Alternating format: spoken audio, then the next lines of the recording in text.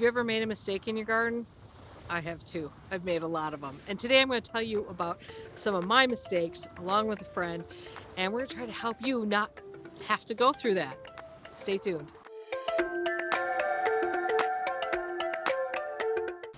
So it might be a winter wonderland here, but this is the time of year when I do a lot of reflecting on my garden, and I suspect it's the same for you too.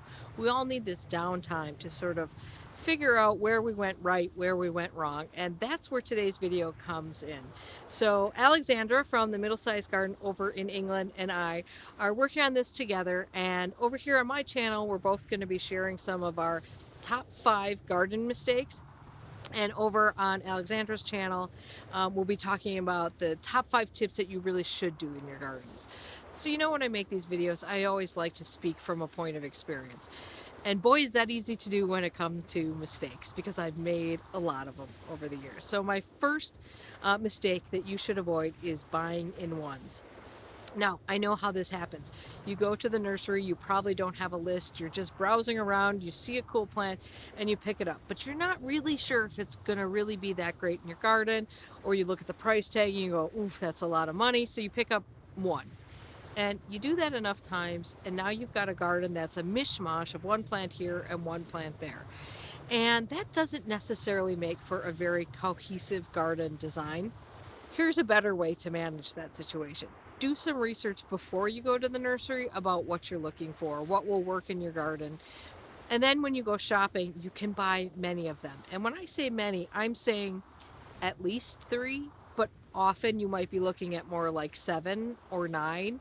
I've planted 15 of something in the new garden, so of course, this depends a little bit on your space, but if you have a small space, that doesn't mean that one will ever work. Very few plants are up to the task of being a standalone focal point in the garden. What you really want is a grouping of them, which will help you with the flow of your garden. Hi there, it's Alexandra from the Middle Sized Garden YouTube channel and blog, and I find I make a lot of mistakes in the garden. And I would say that the 2 that I would really advise you to remember, and I forget myself quite often, the first one's labelling. I always think I'm going to remember what seeds I planted. And if I don't put the label, I'm peering at these little tiny things, and they could be cosmos, they could be tomatoes. And I have to wait for quite a long time before it's obvious to know which is which. But particularly labelling underground. For example, when I planted my potatoes last year, I planted a mix of salad potatoes and kind of floury potatoes, and they're used very differently, but I didn't label them properly. So when it came to digging them up, it was really, I had no idea what I was digging up. And in the flower garden, because I have a mild climate, we roughly equate to a USDA hardiness zone of 9 or 8B. And so I leave things like dahlias and cannas in the ground, and they go under the ground, and I pile them up with mulch in order to protect them from frost.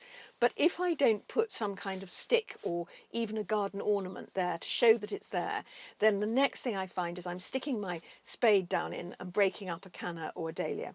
So label, label, label. And I do use either the wooden lollipop labels, or I don't like using plastic in the garden, but I reuse the plastic labels and then reuse them year after year. My next mistake is again about plants, and that is overlooking the cultural requirements of a plant. How much water, sun, the kind of soil, the kind of conditions that it wants. Because you love it so much, you have to have it. Now, I'm not saying you can't sometimes fudge these things if you really, really, really want that plant, and I've done it myself.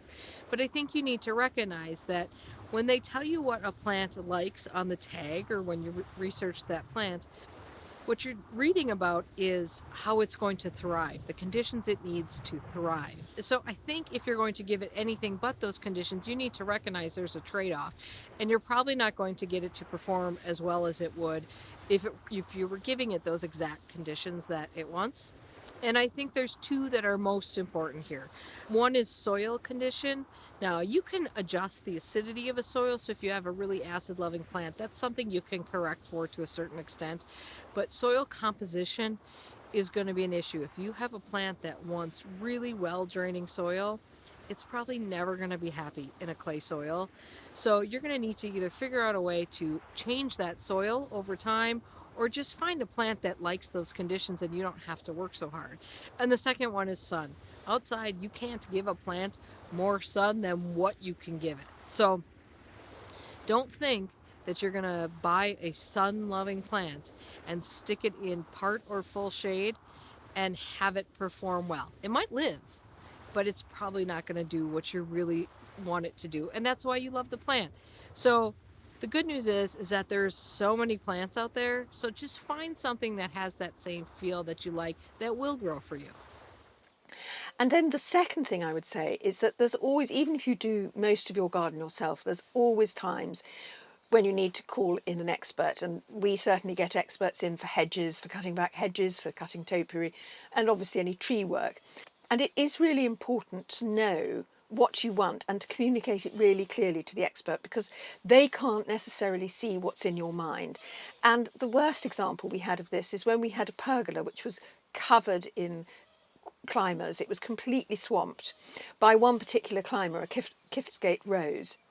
And so we asked someone to remove the Kiftsgate rose, and he thought we meant remove all the climbers.